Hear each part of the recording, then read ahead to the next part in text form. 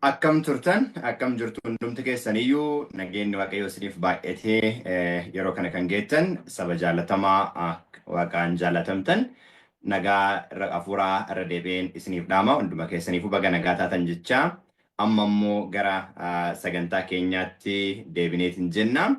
Waaqa nu gargaaree carraa kana nu laateef guddaa isa galateeffataati. Amma immoo sagantaa keenya yeroo kana jalqabuu keenya dura kadhaadhaan jalqabneetiin jenna. Akkuma mata duree irratti tuquudhaaf yaalle mata dureen isaa egaa itti adeemnaa jedha. Kiristoostu kana jedhe maal irratti akka inni kana jedhee fi ergaan kun ammallee wajjin akka wal qabatu bal'inaa ilaalleetiin jenna. Obboleessa koo Yohaannis Oolmaa wajjiniin kadhata godhannee sagantaa keenya amma jalqabneetiin jenna.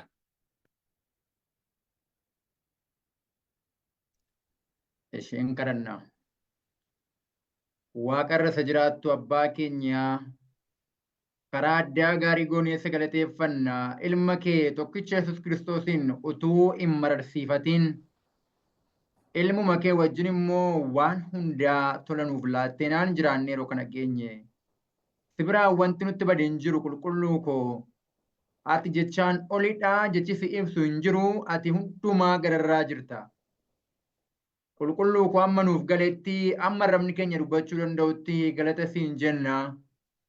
Karaa gooftaa Yesuus Kiristoos ilma kee jaalala dinqisiisaa nuti nu jaallatteef waaqaaf lafa irratti maqaa tokkicha ilma kee Yesuus Kiristoosiin bara baraan galannii ulfinni guddaan siif haa ta'u.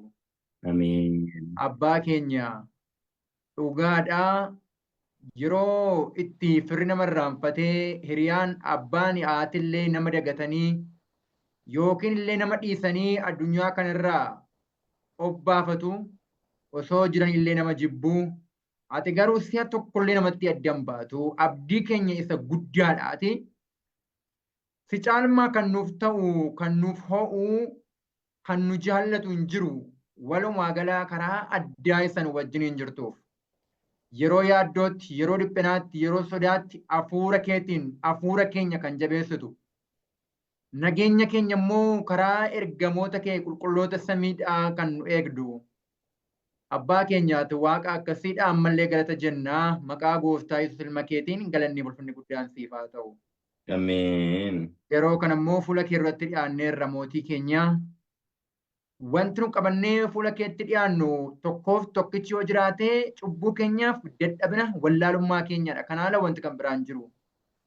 Sirraa qofa barachuu barbaanna. Barsiisaan biyya lafaa kanarra hin jiru, ogeessi illee beekaan illee hin jiru. Gaafa hafuura keetiin nu guuttee, hafuura keetiin nu dibdee, nama dubbatuu fi warra baratuuf hafuura kee laattu garuu dubbiin kee ifadhaa dinqiidha. Adaraa ganama kana hafuura keessa qulqulluu isa gara dhugaa beekuutti nu geessu dhugaa nu barsiisu sirraa barbaanna. Dubbiin sagalee kee akkuma jedhu sagalee raajii keessatti hafuura iddoo biraatii fudhachuun nagaa miti jedha. Nageenya of keessaa kan qabne dubbata. Nullee hafuura sirraa qofa barbaanna. Ganama kana hunduma keenya hafuura kee qulqulluudhaan dibuun nu mallatteessuun jaalala kee haa ta'u. Obboleessa keenya hafuura keetiin karaa addaa isa dibdee nullee warra dhaggeeffatu hafuura keetiin nu dibdee dubbii kee akka barannu, dubbii kee akka dinqifannu, qulqulluu koo waa'ee dubbii kanaaf illee akka galateeffannu caalaatti dubbii kanaan qulqulluu koo akkuma Daawit garbichi kee jedhu dubbiin kee miilla koo tiksaadha jedha. Daandii koo irratti nifa akkuma jedhu daandii keenya irratti dubbiin kee nu fee ittiin cubbuu mo'annee biyya lafaa kanas akkuma ilmi kee moo'ee dhufee mirga kee teessoo kee irra taa'e akkuma dubbiin kee jedhu nullee moonee samii gallee si wajjin warra bara baraan jiraatan akka taanuuf nu gargaari. Fedhi kan kee jaalalli kee jireenya keenya irratti haa raawwatu. Maqaa tokkicha ilma keessiif jedhi yaa abbaa. Ameen. Ameen. Ameen. Ameen. Waaqayyo karaa addaa si haa eebbisu. Eebbifamii ammallee waaqayyo kan macaalaa siif haa dabalu jechaati. Sagantaa keenya kallattiidhaan jalqabneetiin jenna. Isaan ammallee waaqayyo kan macaalaa humna kadhataa siif haa dabalu jechaati. Nullee warra dubbii dhagayetti jiraatu akka taanu waaqayyo nu gargaaru. Waaqayyo nu barsiisu jedha. Kallattiidhaan gara mata duree keenyatti deebina. Dura seensuma macaafaa irratti isuma dubbifne isuma gubbaa irratti barreessine jedhe kallattiidhaan isin dubbisa. Akkuma macaan qulqulluun jedhu wangeela Yohaannis boqonnaa 14 lakkoofsa 31 irratti garuu ani abbaa jaallachuu koo ana Kiristoos dubbataa jechuudha. Ana abbaa jaallachuu koo akka abboomii abbaan anaaf kenneetti hojjechuu koo biyyi lafaa haa beeku. Kaa egaa itti adeemnaa jedha. Okay, kaa itti adeemnaa inni jedhaa kun maalidha? Maaltu fuuldura isaatti isa eeggataa ture? Garamitti deemaa ture? Garatti deemaa beekaa ture jechuudha. Kanaaf maal jedheeraan?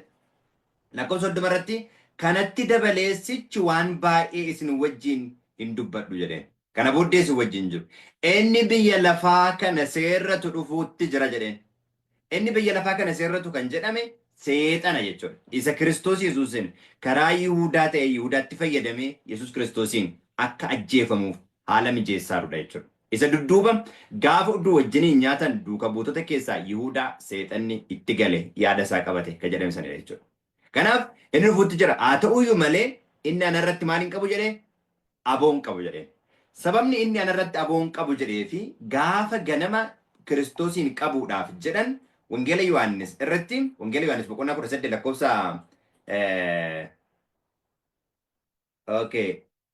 boqonnaa 19 lakkoofsa 18 yoon barbaadhe maal yaada jedhutu jira. Egaa xoofoo abbaan koo naaf kenne dhuguun anaaf hin ta'ure jedhe gaafa Kiristoosiin qabanii isa qabuudhaaf jedheetiin jedhani. Okay. Eeyyee.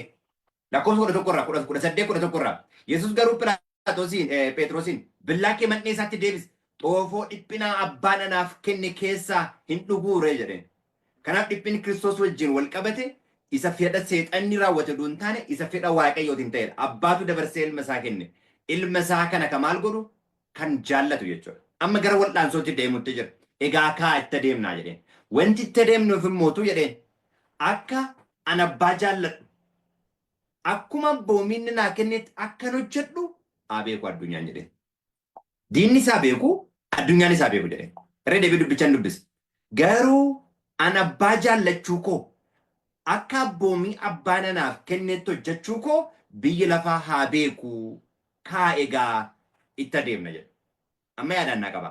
Kiristoos kan inni dhufe biyya lafaatti abbaa jaallachuusaa agarsiisuudhaaf jechuudha. Abbaa jaallachuusaa agarsiisuudhaaf abboomame. Yisihaaq abbaaf abboomamuusaa abbaa jaallachuusaa kan inni agarsiise gaafa murtee hundumaa abbaan murteessu abbaa irratti walii gale.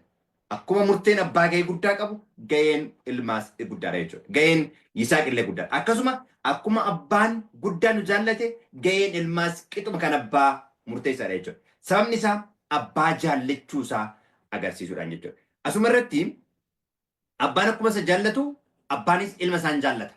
Wangeela Yohaannis boqonnaa 17 irratti maqaan kee isaan biratti akka beekamu godheera. Jaalalli ittiin na jaallatte isaan keessaa jiraatu. Amma argitanii jaalalli inni ittiin nu jaallate jaalala ilma isaa ittiin jaallatedha. Jaalalli ilma isaa ittiin jaallate immoo karaa ilma isaa mul'achuudhaan nu keessa jiraata jechuudha. Kitaabni raajii kana maal jedha? Waaqayyoon kitaabni raajii kana maal jedhe jedha mureetiin jedha? Akkuma waaqayyoon jaalan obboloota keenya illee jaallachuu qabna. Erga jedhee ka'een boodatti jaalalli kun hafuura waaqayyooti jedha. Jaalalli kun maal jedha? Hafuura waaqayyooti jedha. Jaalalli kun hafuura waaqayyooti jedha. Maaliif kan ittiin ilma isaa jaalate kanaan nullee maal nu godheetiin jedha jechuudha. Nu jaallateetiin jedha jechuudha. Kana booddee jaalalli ilma isaa keessa jiru yookaan immoo jaalalli abbaan ilma isaa ittiin jaalate nutti illee maal ta'eetiin jedha jechuudha. Mul'ateetiin jedha jechuudha. Mul'ateetiin jedha jechuudha. Kanaaf obboloota koo jaalalli kun jaalala isa humna qabudha. Jaalala isa afaan qofa dubbatamu miti. Jaalala hojiidhaan mul'atudha jechuudha. Jaalala hojiidhaan maal ta'udha? Mul'atudha jechuudha. Okay. Kanaaf jaalala isa dhugaa kanaanii wal jaalachuu qabaanneetiin jennaa jechuudha. Jaalala isaa dhugaa kanaan maal gochuu qabnaa? Wal jaalachuu qabaanneetiin jennaa. Waaqayyo ilma isaa jaallate, ilmi isaa waaqayyoon jaallate, abbaan ilma isaa nu kennu nu jaallate, Kiristoos lubbuu fi nu kennuudhaan nu jaallate. Jaalala isa jedhu jechuudha. Mata duree addunyaa guutuu wal ga'uu qabu. Mee kitaaba raajii irraa kana isin dubbiseen deebi'a. Maal jedhaa? If Asirratti mul'ata yoo ta'e, yeah. If we love God with all the heart, we must love his children also. Yoo waaqa garaa keenya guutuudhaan kan jaalannu ta'e, obboloota keenya yookaan immoo ijoollee isaallee jaallachuutu nu jira. Ijoollee isaallee jechuudha. This love is the spirit of God. Jaalalli kun hafuura waaqaati jedha. It is heavenly adoring that give true nobility and dignity to the soul and assimilate our life to that of the master. Jireenya keenya fuudhee isa geggeessaa keenya wajjin kan walitti hidheetiin jedhu isa eenyummaa keenya maalummaa keenya guutuu fuudhee Kiristoos wajjin walitti hidhudha jechuudha. Maaliin? Jaalalli. Sababni isaa jaalalli nu keessa jiru jaalala abbaan ilma isaa ittiin jaalatedha. Jaalala ilmi isaa ittiin nu jaalatedha. Jaalaluma abbaan ilma isaa ittiin jaalatetu nu keessa jira jechuudha. Karaa biraatiin hafuura abbaan ilma isaatiin kenneen yookaan immoo jaalala hafuura waaqaati waan jenneen. Hafuura ilmi isaa nuuf kenne. Karaa biraatiin hafuuruma abbaan ilma isaatii kenne santu nuufillee kenname jechuudha. Nuufillee kenname jechuudha. Kun jaalala liinkiidha jechuudha. Okay, then amma Kiristoos waan wayii nutti meera. Egaa kaa itti adeemnaa kan jedhu rakkina fuuldura jirudha. Amma nullee rakkina fuuldura kennan nu eeggataa. Rakkinni fuuldura kennan nu eeggataaru kuni maal mul'iseetiin jedha isa jaallachuu kenna mul'isa jechuudha. Isa jaallachuu kenna mul'isa. Isa jaallachuu kennan rakkinicha jala dhaabanna jechuudha. Kiristoos maal jedhe? Amma leejicha irra deebi'ee dubbisee ka'eeti iddoo biraatti wal qabsiisuu barbaada. Ani waaqayyoodha akka isa jaalladhu. Akka isa jaalladhu akka mul'atu. Kottaa dubbicha macaafa qulqulluu ammallee dubbifnee kaanee diiteelii akka ilaallu waan barbaade. Sababni isaa akkuma abbaan na erge anillee maal isin godha jedhe Kiristoos. Anis isin ergaa jedhee dubbate waan ta'eef. Kallattiidhaan ammallee wajjin dhimma wal qabatudha jechuudha. Garuu ani abbaa jaallachuu koo akka abboomii abbaan anaaf kenneetti hojjechuu koo biyya lafaa beekuuf jedha. Amma nullee Kiristoosin akka jaallannu akka abboomii isaatitti akka jiraannu biyyi lafaa haa arguuf waraana rakkina fuuldura keenya dhufu jala dhaabanna jechuudha. Luuk mee waan kana wal qabsiifnaa. Wangeela Yohaannis boqonnaa 10 lakkoofsa 15. Sorry 10 boqonnaa 15 lakkoofsa 10. Akkana jedha 10 irraa. Akkuma abboomii abbaa kootii hundumaa eege. Okay. Boqonnaa 10 irraa yeroo dubbifnu abbaa jaallachuu koo agarsiisuudhaaf akkan abbaa jaalladhu akka beekaniif akka abboomii isaatti akka hojjedhu haa beekaniif kottaa kaa itti deemnaa jedheen. Amma nullee kottaa itti adeemna. Rakkina dhuunfatti nu qunnamu. Rakkina gareen nu qunnamu. Aarsaa du'aallee ka gaafatu. Kottaa itti adeemna. Sababni isaa waan Kiristoos nuun jedhu qajeelfama isaa dhaga'uu keenya isa jaallachuu keenya agarsiisuudhaaf jechuudha. Underlines. Kanaaf maal jedhee akkuma ani abboomii abbaa kootii hundumaa eege jaalala isaatti qabadhee jiraadha. Isinis abboomii koo hundumaa yoo eegdan jaalala kootti qabattanii jiraattu. Jaalala kootti qabattanii jiraattu. Underline. Akkuma abboomii abbaa kootii hundumaa eege jaalala isaatti qabadhee jiraadha. Sila maal jedhee ture? Akkan abbaa koo jaalladhu. Akkuma inni abboometti akkan hojjedhu. Biyya lafaa baruu fi egaa kottaa itti adeemnaa jedhe. Nuufillee qajeelfama nuu kenneera jechuudha. Maal nuun jedhee akkuma abboomii abbaa kootii hundumaa eege jaalala isaatti qabadhee jiraadha. Isinis abboomii koo hundumaa yoo eegdan jaalala kootti qabattanii jiraattan. Yoo jaalala kootti qabattanii jiraattan immoo waan isin irra ga'u hundumaatti adeemtu jechuudha. Rakkoo fuuldura keessan jiru hunduu maaliin gootan? Hin sodaattan. Kanaaf Kiristoos exactly laayii kanaan deeme waan ta'eef. Lakkoofsa 15 irratti gammachuun koo isin keessatti akka argamu gammachuun keessanis guutuu akka ta'uu fi kana hundumaa isinitti dubbadha jedha. Gammachuun xumura irratti gammachuu fuula isaa dura jiru obsaan ilaalee rakkoo hundumaa fannoo irratti baadhate jedha Kiristoos. Gammachuu fuuldura isaa jiru. Gammachuun keessan guutuu akka ta'uuf jedha asirratti. Gammachuun keessan guutuu akka ta'u gammachuun koos maal akka ta'uuf jedha. Gammachuun koo isin keessatti maal akka ta'u akka argamuuf. Yaada gammachuu jedhu kana yaadannaa qabadhaa. Gammachuun keessanis guutuu akka ta'uu fi kana hundumaa isinitti meera. Amma waan itti gammaduuf ture yoo jira. Fakkeenyaaf mee gammachuu kan jedhu kana Ibroota boqonnaa 12 wajjin wal qabsiisee waan tokko kaasee ka'een duubatti hin deebi'a. Ibroota boqonnaa 12 irratti Yesuus isa amantii keenya jalqabee fiixaan baasu sanatti ija keessan hin buqqifatinaa. Inni gammachuu fuula isaa dura jiru sanaaf jedhee kanaaf gammachuun isaa eenyu raawwatama jechuudha. Nurratti raawwatama jechuudha. Gammachuun Kiristoos Inni fannoo irratti dhiphina hunda baadhateef, inni fannoo irratti rakkina hunda baadhateef fayyuu keessaniif jechuudha. Kanaaf gammachuun keessan guutuu akka ta'u, gammachuun koos guutuu akka ta'u, kan inni jedheetiin jedhu fayyuu keenya jechuudha gammachuun keenya inni guddaan. Fayyuu keenya jechuudha gammachuun Kiristoos inni guddaan. Gammachuu fuula isaa dura jiru sanaaf jedhee fannoo irratti du'uu isaatiin yeelloo isarra ga'e omatti dullakkaa'ini obsaan fannoo irratti du'uu danda'eera. Ergasii gara mirga teessoo Waaqayyoo taa'e. Kanaan maal jedhe? Kottaatti adeemnaa jedheen. Garamitti gara fannootti, garamitti gara dhiphinaatti. Gara dhiphinaatti. Itti adeemnaa jedheen. Sababni inni kana jedheef gammachuu fuuldura isaa jiru irratti xiyyeeffateera jechuudha. Kana maaliif godhu? Waaqa akka jaallatu, abbaa isaa akka jaallatu, abboomii isaa akka eegu mirkaneessuuf, akkuma inni abboomiitti akka hojjetu mirkaneessuuf jechuudha. Kanaaf nutis rakkina fuuldura keenya jiru kottaa itti adeemnaa jechuun keenya maalirra hundaa'u qabu? Akka isa jaallannu, akka inni abboometti akka jiraannu beekuu mul'isuu keenya, jiraachuu keenya mul'isuudhaaf jechuudha. Kanaaf maal jedhee gammachuu fuuldura isaa jirutti. Kanaaf maal nuun jedhanuun illee isin dadhabdanii yaadni keessan akka laafnetti ittiin mormuu cubbamoota isa obsaan danda'e sana yaada qabadhaa jira. Har'a ittiin mormuu cubbamootaa baay'achuu danda'a. Gamanaan gamasiin baadhachuu danda'a. Ergaan Kiristoos jedhu egaa kottaatti adeemna. Maal mul'isuu keenya? Waaqayyoon jaallachuu keenya. Maal mul'isuu keenya? Abboomii isaa eeguu keenya. Abboomiin nu abboomii Yesuus. Akkuma inni abboomii abbaa isaa eegu nullee abboomii isaa eegna jechuudha. Okay, amma gara Wangeela Yohaannis boqonnaa 10 isin deebisee achiin booddee kana wajjin waa wal qabsiifne ilaalla. Okay, Wangeela Yohaannis boqonnaa 15 amma jennee 15 boqonnaa 15 lakkoofsa 11 irratti maal laalle? Akkuma abboomii abbaa kootii hundumaa eege jaalala isaatti qabadhee jiraadhu isin abboomii koo hundumaa yoo eegdan jaalala kootti qabattanii jiraattu. Gammachuun koo isin keessatti akka argamuu fi gammachuun keessanis guutuu akka ta'uu fi kana hundumaa isinitti dubbadhe jedha.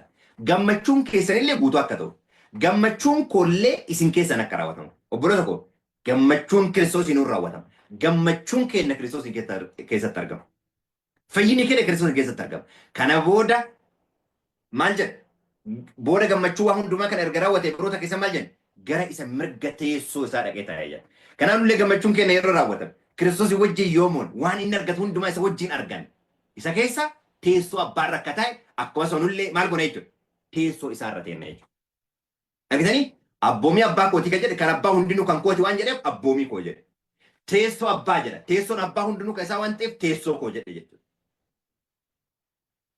Argitanii? Abboomii abbaa jedhee keeti abboomii abbaa kootii abboomii koo yoo jedhe. Abboomii isaatiif kan abbaa malee jechuudha. Kan abbaa kan isaatii jechuudha. Underline. Kabira waan ta'eef teessoo abbaa jedhe. Teessoo koorra jedhe. Teessoon isaatiif kan abbaa waan tokko gargara ta'eef kan abbaa hundi kan isaa waan ta'eef. Wangeela Yohaannis boqonnaa 17 lakkoofsa 10 irra kan jiru jechuudha. Kan abbaa hundinuu kan kooti kan koo hundinuu kan isaati jedha. Ajiisin kanaaf qaamni biraa jidduu kanatti kana jedhu hin jiru jechuudha. Underline. Dubbii ajaa'ibaadha. Look abbaan nu jaalachuu isaatiin ilma ofii dabarsee nu kenna. Ilmi kun ka abboomii isaa eeguudha ka jaalala isaatti qabatee jiraatudha. Ilmi isaa immoo lubbuu ofii dabarsee nu kenna. Warri lubbuun isaa kennameef ammoo warra isa jaallatan warra abboomii isaatti qabatanii jiraatanidha. Jiranii jechuudha. Kanaaf qajeeleffamni abboomii inni nuu kenne maal inni? Abboomii inni nuu kenne maal inni? Fakkeenyaaf amantii irratti. Abboomii inni nuu kenne maal inni? Waaqayyotti amanaa anattis amanaa. Garaan keessa maal hin ta'in? Irraafamii. Kun qajeelfama inni amantii irratti nuu kennedha. Abboomii inni dhugaa inni nuu kennedha. Waaqayyotti amanaa qajeelfama jechuudha. Anattis amanaa. Okay, kanaaf waaqayyotti amanaa abbaa isaatti amanaa Yesuus Kiristoositti illee amanaa. Qajeelfama isaati. 15 irratti. Anjirma wayiniiti anatti qabattanii yoo jiraate namni ana qabameen jiraan ija godhachuu hin danda'u jedheen. Ija hojii hafuuraa godhachuudhaaf eenyutti qabamuu qabna? Kiristoos Yesuus akka jirmaatti akka ta'e isatti qabachuu qabna. Yoo kana taatan maal taatan jedheera? Ariisatu sun kun nama jedhe. Yoo amantii dhugaa qabaattan, amantii ijaan mul'atu gaarii yoo qabaattan, itti aansee kan dhufumaan ariisa jedhe boqonnaa 16 irratti kan hundumaa oduu dhumne isinii dubbadha jedhe. Manneen sagadaa keessaa isin baasu caalaadhumatti yeroo itti ajjeesanii dhufa kana hundumaa wanti godhaniif anas abbaa koos maal waan hin gooneef waan hin beekneef. Anas abbaa koos waan hin beekneef. Ariisaadha jechuudha. Itti aansee akka jiru namoonni wanti kana godhaniif jedha gasiqee yoo dubbiftan waan godhu hundumaa fuuldura isaatti waan godhuu dhiiseef miti jedha. Sababni isaa anas abbaa koos waan jibbaniif. Wangeela Yohaannis boqonnaa 16. Anas abbaa koos maal waan godheef jedha waan jibbaniif jedha. Jibbu jechuun maal jechuudha? Abboomii isaa eeguu dhiisu jechuudha. Jaalala isaatti qabatanii jiraachuu dhiisu jechuudha. Gaggeessonni amantii kana raawwatan. Ormillee kan raawwate. Kan raawwate hin jedhe. So nuuf ammoo maal nuun jedhe? Akkuma abbaan na erge anillee maal isin godha? Isin erga jedhe. Wangeela Yohaannis boqonnaa 16 baasuu jalqaba irratti mana qulqullummaa keessaa isin baasu isin ajjeesu erga jedhee kan boodatti sababni isaa anas abbaa koos waan hin beekneef jedha. Gassiqee immoo waan dubbiin nama ajaa'ibaa kan inni jedhu isaan na dhaga'u isin na dhaga'u wanti hin barbaanneef anas abbaa koos hin jibbitu jedhaan.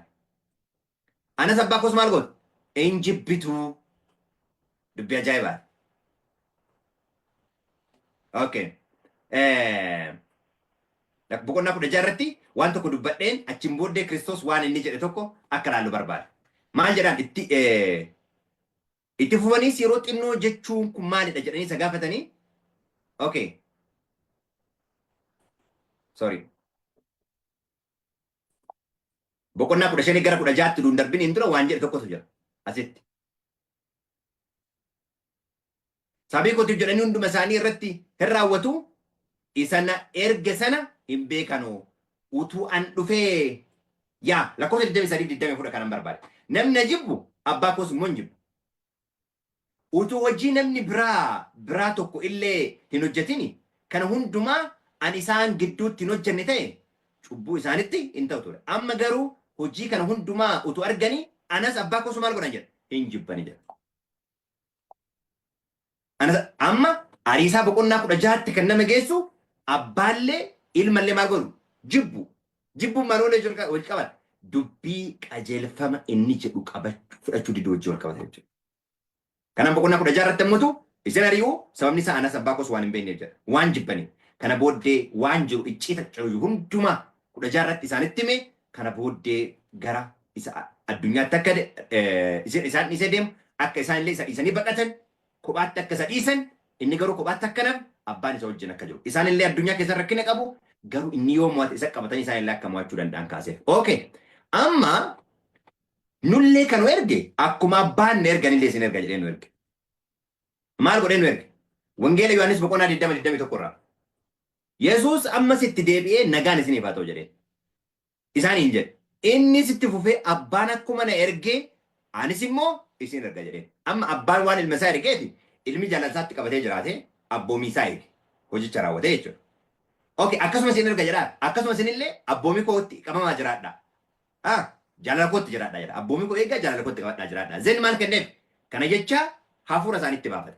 Hafuura qulqulluu maal godhaa jedheen? Fudhadhaa jedheen jedha. Fudhadhaa jedheen. Kanaaf abbaan ilma isaa gaafa ergu maal kenneef ergeef? Hafuura qulqulluu. Ergamoota 10:38 irratti Waaqayyo Yesuus ilma Naazreet kana hafuura qulqulluudhaan maal godhe jedha? Dibe guute jedha. San qofa miti. Gara biyya lafaatti yeroo erge Wangeela Yohaannis boqonnaa 3:34 irratti inni Waaqayyo erge dubbiidhuma Waaqayyo dubbata jedha. Eenyunni Kiristoos isa gara biyya lafaatti dhufedha. Waaqayyo hafuuricha maal malee kennahu? Safara malee kennahu. Abbaan ilma isaan jaallata waan hundumaa harka isaatti kenneera jedha. Kanaaf Yesuus Kiristoos hafuura fudhatee kana irraa duuka buutota maal godhe? Kenne. Garuu gara samiitti gaafa deemammoota maal ka godhu? Aarsaan isaa abbaa bira fudhatamu waan argateef safara malee kenne jechuudha guyyaa Peentekoostee. Kana jechuun guyyaa Peentekoostee duuka buutonni maal ta'an? Laayisensirii ta'an jechuudha. Approved ta'e jechuudha aarsaan isaanii. Giraajuweetii ta'an jechuudha karaa biraatiin. Yerusaalem maaliin godhina? Hin bayina. Hamma maal gootanii? Hamma humna argattanii. San qofa miti yeroo lafa kanarra tureyyuu Wangeela Yohaannis boqonnaa 16 irratti waan argitan kana maaliin godhina? Hin himina. Hin himinaa jedhee. Hin himinaa kan inni jedheef maaliif? Kiliirli uduu yeroon hin geenye qorumsamatti waan hin galleef. Sagalee eenyu dubbate? Sagalee abbaan dubbate. Phexros maal jedheen? Kan abbaa kiyyatu sitti hime jedheen. Kana qofa miti Wangeela Yohaannis boqonnaa 17 Maatewos boqonnaa 17 irratti illee sagalee irratti waan amma argitan kana maaliin godhina? Hin dubbatina, hin himinaa. Tarii hin himinaa ka jedhu kana bifa biraatiin itti deebinee ilaalla. Hin himinaa ka jedhu kana itti deebinee bifa biraatiin ilaallaa jiru. Yookaan nu gargaara yookaan bifa mariitiin saatii booddee ilaalla. So ammallee giraajuweetii ta'anii jechuudha karaa biraatiin. Kiristoos illee guyyaa Peentekoosteetti maal ta'e? Guyyaa Wardiyoonis cuubamu maal ta'e? Hin dibame. Hojii hojjechuudhaaf dibame jechuudha. Anointed ta'e. Is graduate. Exactly lafarratti experience namaa hunduma erga argee ka'een booddee qulqullummaan erga shaakala godhee ka'een booddee dhumarra maal ta'e? Hin dibame. Zen hojii aangoo jalqabee jechuudha. Hojii aangoo jalqabee jechuudha. Dura hafuura hin qabu jechuudha miti. Yeroo gara biyya lafaatti iyyuu dhufu hafuura qulqulluudhaan safara malee kenneef jedha. Simply approvement. So amma dhumarratti itti deemnaa isa Kiristoos jedhee hojii wal qabsiisuu barbaada. Gara xumuraatti. Maal jedha? Egaa kottaa maal goona? Itti deemna. Akkaan abbaa koo jaalladhu. Akkuma inni jedhetti akkan hojjedhu. Akka biyyi lafa argituuf egaa kottaa itti deemna jedhee. Rakkina. Amma qulqulloota dhumaa biyya lafaatti rakkinni isaan qunnamu irraa maaltu eegama? Mul'ata boqonnaa 14 lakkoofsa 12. Mul'ata boqonnaa 14 lakkoofsa 12 irraa maal jedha? Kana keessatti obsaan danda'uun warri Waaqayyoof qulqullaa'anii abboomii Waaqayyoo eeganii Yesuusitti amanuu isaanii jabeessanii maal ta'an hin barbaadaman. Yesuusitti amanuu doontaan Ingiliffii ka jedhu here is the patience of the saint. Here are they that keep commandment of God and the faith of Jesus. Amantii Yesuusii warri qaban. Amantii Yesuusii warri qaban. Abboomii Waaqayyoo warri eegan. Kiristoos maal jedhe? Akkuma abboomii abbaa kootii eege jaalala isaatti qabadhee jiraata. Abboomii koo eegdan jaalala kootti qabattanii yoo jiraattan. Zeen itti adeemtu jechuudha. Amantii Yesuusii warra qaban.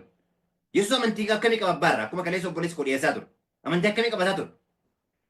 Feeti kan kee haa raawwatu ka jedhu cadhisuu jechuudha. Rakkina keessatti isarratti cadhisuu, isarratti hirkachuu, feeti kan kee haa ta'u jechuu. Amantii akkasii. Amantii uduutumamtu, uduuduutu nama biraatiif. Yaa abbaa. Cubbuu isaaniitti hin lakkare. Amantii akkamiiti kun? Amantii san qofa kan dura barbaadamu. Amantii akkasii akka barbaadamu. Kun ammootu abboomii isaa eegan. Warra jaalala isaatti qabatanii jiraatan jechuudha. Kanaaf abbaan nu jaalate ilma ofii nu kenne. Yesuus nu jaalate lubbuu ofii nu kenne. Abbaan ilma isaa jaallate, ilmi isaa abbaa jaallate. Hayyuusin ilmi isaa maal nu godhe? Nu jaallate, abbaan nu jaallate ilma isaa nu kennuudhaan. Jaalala ka jennu isa kana jechuudha. Cheenii. Isa kana kitaabni hafuura maal jedhee? Hafuura waaqaati jedhe. Hafuura waaqaati jedhe. Kanaan walitti hidhamna jechuudha. Kanaaf abboomii waaqayyoo eeguu yoo jennu abboomii keessaanii tokkoffaa maal jedha? Anaana la waaqa biraa maal hin godhin? Hin waaqessin. Anaana la waaqa biraa hin waaqessin. Bifa qirixame kamiifuu maal hin godhin? Hin sagadin. Maqaa waaqaa dharaan maal hin godhin? Hin kaasin. Waati zen? Guyyaa sanbataa qulqullinatti eeguudhaaf yaada kunni hundinuu inni mul'isa. Waaqayyoo mul'isa jechuudha.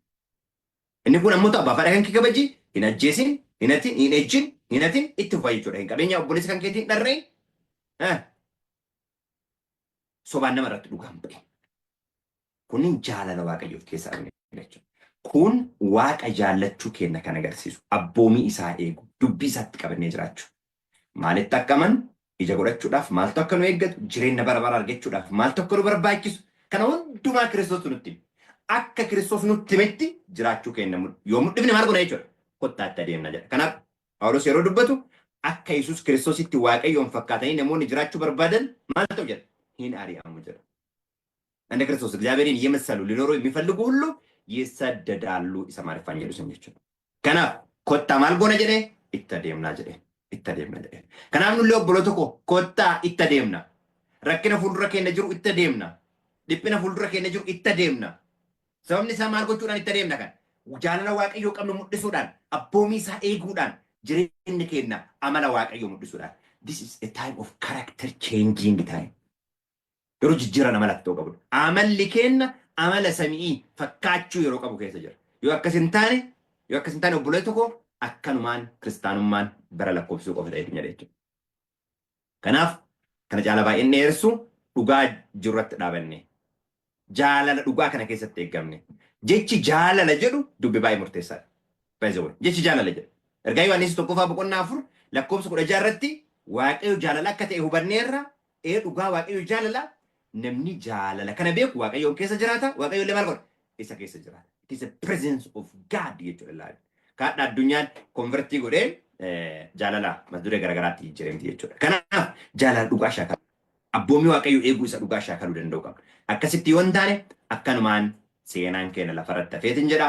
Warra dhugaa sobaan soba jedhu akka ta'an waaqayyoodha akka dhageenya nuuf haa eebbisu guddaa eebbifamaa kadhata xumuraa goonee sagantaa ammaaf kun goolan. Guddaas galateeffanna waaqayyo abbaa keenya jaalaan nu jaallatteef tokkocha ilma kee dabarsitee nu kennuudhaan jaalaluma ilma kee jaallatteen isa nu jaallatteef dhugaadha waan biraa waan jennu hin qabnu maqaan kee dachaa baraa amma biraatti kan galateeffame haa ta'u.